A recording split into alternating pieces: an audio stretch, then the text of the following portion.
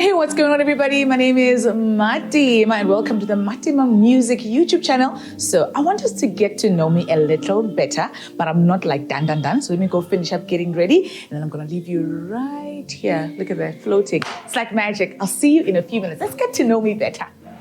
So my name is Matima. Who is Matima? By the way, Matima means mother. Matima is progress. I am from a family of 4 children. I am here, so I'm the progress from these 2. I was born called Zvidiela Moletlani, born and raised Limpopo girl. I've always been such an inquisitive child. I've always been such a performer. I would sit in front of the screen of the TV, you know, the one with the behind, and then I would fold my t-shirt like Levo Matosa. I almost said Levo Sohovel.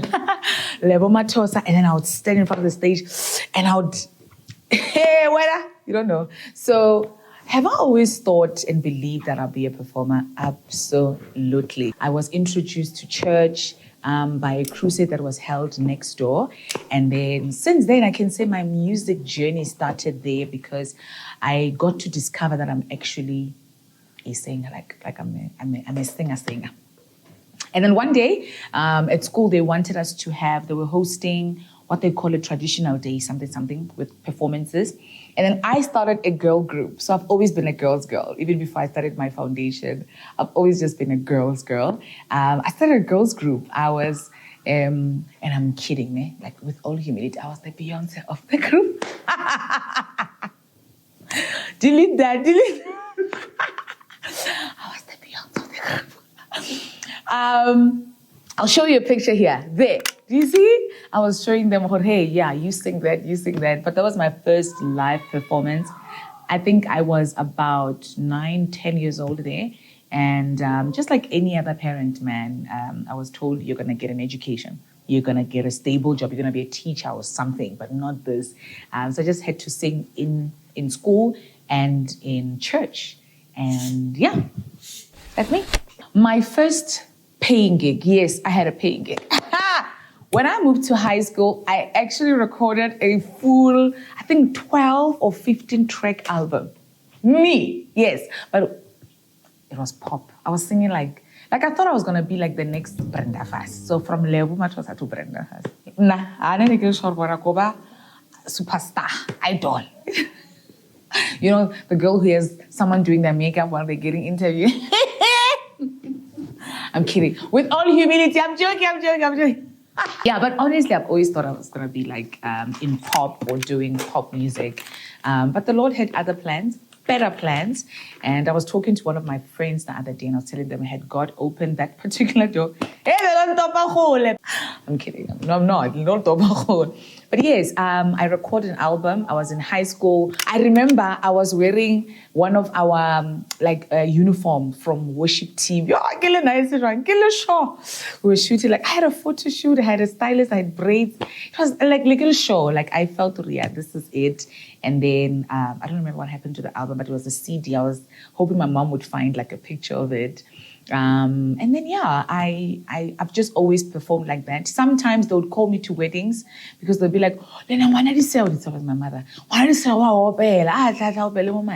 And whenever I would hear the band, instruments, specifically the piano, strings, I would just lose my mind. And I think I was ignoring it, but I knew that I was meant to be a worshiper right there. Because whenever they would play strings, even the day when I was doing the group with the girls and we were doing Black President, the song by Brenda Fassie, I got teary, I got emotional. So I finally matriculated go Derek Kobe in Leboa. And as per my mother's commands, I had to get a proper education.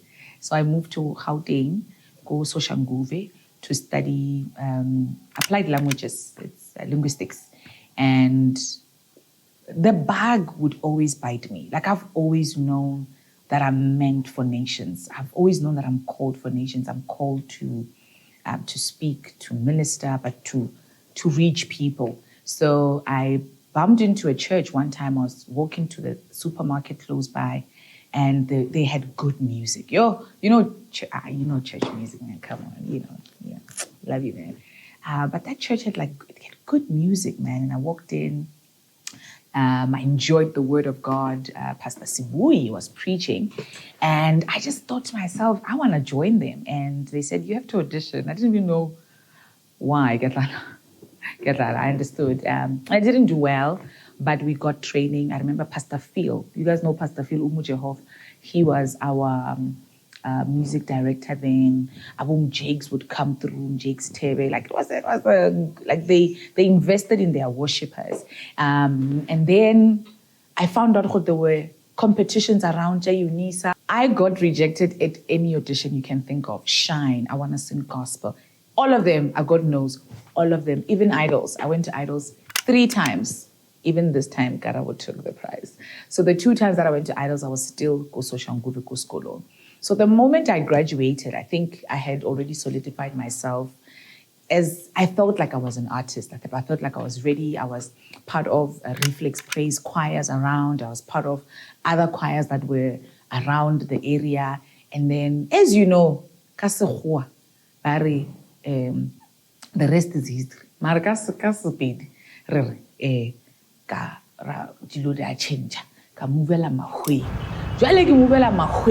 That's when things ganda. Yeah, there was some ganda of a situation because God, you know ganda. Please show them what a ganda is. That's a ganda. Because when I did Idols for the third try, when I rose to fame, because I can say I rose to fame 2015 when I did Idols. Yeah, now I think it's applicable for me to say the rest is history. Let's get to know me. Alrighty. All right, let's sit down.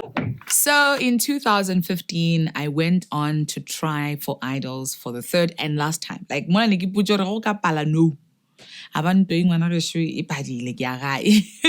And my pastor and I really took it quite serious. We wanted to make sure that we've heard right from the Lord, and it felt great. It felt comforting. It felt right. And then I went to audition for the third and last time on the South African Idols competition, and I think that's how I rose to fame, because from the first interview, what do you call it? Audition. From the first audition, I got, mixed comments from the judges, and there was a lot of, want to see her, want to see how she's going to grow and blossom. And then from the big skyscraper performance, the skyscraper song that really blew everyone's mind off. Funny enough, I didn't have secular music background as much, even though I keep saying Beyonce, but I didn't listen to me. I still don't really listen to music. So I didn't know a lot of songs. I remember my pastor buying me what do they call it? An iPod, yes, so that I could have access to music and just make sure that I'm well in the times. So yeah, I went to Idols and I was runner-up. The competition was a roller coaster of emotions, highs, lows. It was such a beautiful experience. And then I made it to runner-up towards the end of the year. And as they say, man, one door led to the other. I remember getting in studio doing the famous Mzansi for sure voice. Yes, I am the voice. And I did SABC 3, The Stage Is Yours at the time. I did Trending SA, This Is My Day. I'm sure you'll remember it. I did Cremora. Tabo, it's not inside, it's on top. I did that. And then I moved to doing my own things. I remember doing the State Theatre One Women Show. And it was so beautiful. People came out. I had dancers. I came from the sky. Yay! In a basket singing, I'm a grown woman. Yeah, Nigel Show Velor. I was in a basket. And I get a show. Yeah, kan mudima ruena ko dira mudima kanda. So yeah, I did my one woman show, and it was in Pretoria. It was truly, truly spectacular, so successful. We took it back to State Theatre because that's where the Idols live performances were done. Immediately after that, I was introduced to Bishop Benjamin Dube. Yes, I got to be one of his backing vocalists, and then he featured me on a song called "You Are God Alone," which did spectacularly well. I can say that was like my intro to the gospel music lovers and listeners out there, because all they knew was the Idols pop star, and they didn't know, hey, gospel, she's joined Wutswani Gospel Choir. That's where I met my husband. Yeah, I'm married. I keep saying get to know, but I'm talking about music. It's fine. We'll get to the personal stuff. But that's where I met my husband in 2012. Yes, that's where I met my husband. 2014. Yeah, anyway. And then right after that, I did Spirit of Praise. That was my introduction to Spirit of Praise. I did the well-known popular anthem, Make a Way. And then Make a Way led to I Am Grateful. I Am Grateful led to Bina Moya Waka, I think. And then Bina Moya Waka led to Khoshera, I think. But that was my journey on Spirit of Praise. And then in between that, I decided to record my first album. Pressure. Please don't fall for the pressure that I fell into, because we lost money, we wasted time, we even messed up a few relationships on the way because things were just done out of pressure to be relevant for popularity. Please don't fall for it. So when we did the album, I knew I was not doing it for the right reasons, but we did it. And the Lord is no respecter of person. When two or more gather in his name, he's going to be there. So he was there. People were healed. People received deliverance. But the moment the project came out, I wanted to hide in a dungeon somewhere. I was not proud, so we took it down. But yeah, I recorded the album. It was called Love, Praise, Worship. It was such a beautiful album. No, I'm lying. I'm just used to saying that. It was not a beautiful album. Well, people loved it. At that time, we were still selling CDs. We sold out. It was nice. But deep down, the Lord was convicting me. Convicting. Nangkhala. Kingkhala ka English. But yeah, you know very well this is really not you. So we took it down, and then I've since just been doing features, just showing up on your invites when you invite us to your concerts. And yeah, until I decided to finally heed to the call and record The Heart of Gratitude.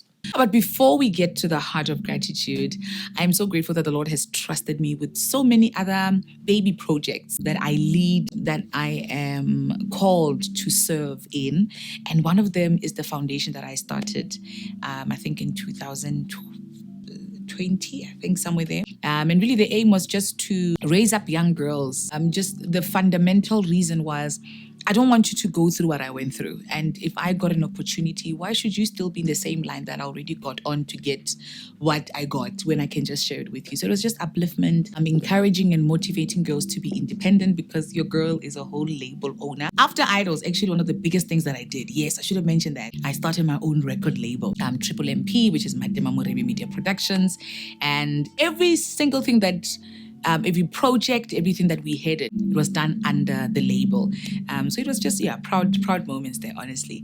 So I had the foundation, it's Matima Foundation. Currently, we recorded the live recording. So that was fun times. We recorded the live recording, and we also got to fund a few girls, but the main one right now that we are working with is Mapula Paho. Currently, I think you can even hear her voice in the background. She's doing something in studio with us today. We're just uplifting her. The tagline, what do they call it? Slogan for the foundation is, here, you can have the plug. So we have the plug. It did what it had to do for us, and we're heading it over for you to do your thing too. Yeah. So I also had the Young Married Fabulous movement. I am married to the awesome and very quiet but strict Mr. Tepo Gavu, and we've been blessed with 2 children, Ethan and Liana, and 2 dogs, Audio and Lynx. So under our marriage, the Lord planted a movement, a seed, and we called it the Young Married Fabulous. In that, we tackle the truth and the reality of marriage realistically, and we get to do some fun events in the middle of it, so you can check it out. I also had Women Come Worship, which is the girl thing that I was telling you about, that I got from like birth and high school and stuff. the plant, the seed was planted there. Hore, let's get women together. When they are together, there's just so much that we can that we can overcome together as women. So we started Women Come Worship. I act. I am currently on a drama called Genesis on Mzansi Magic. A lot of people ask me, is this your first time acting? Guys, I've been acting. Your acting is very fascinating. It's very fascinating. I got my first acting gig actually after Idols. Yes. I remember when I did my one woman show, there was a producer present and he said to me, I see an actress in you, because I wrote a whole storyline. I was acting out a storyline, just explaining my journey during that one woman show. So he said, look, I have a drama called Bone of My Bones. Come audition. And I went. I didn't get that role, but he said there's another role that we can try for. And then I finally got that one. I was singing there. And then I did Rhythm City. I was singing there as well. Then I did Makoduetu on Showmax. I wasn't singing there. I was just a crazy friend. But currently I'm on Genesis and I'm enjoying that role a lot. I'm a presenter. I presented shows on One Gospel, SABC One. Yeah. All right, so let's talk about this album. So currently we have recorded a beautiful live entitled Heart of Gratitude. It came from a show, what was meant to be a show, titled A Night of Gratitude. It's available now. You can catch it everywhere. If you want to know more about that album, watch. I think the video will be posted by now, but do check it out on this very channel. And I hope you know me a little bit more now. All right, my name is Matima, and this is the Matima Music YouTube channel. Let's subscribe, like, so that we can stay tuned for more. I'll see you soon.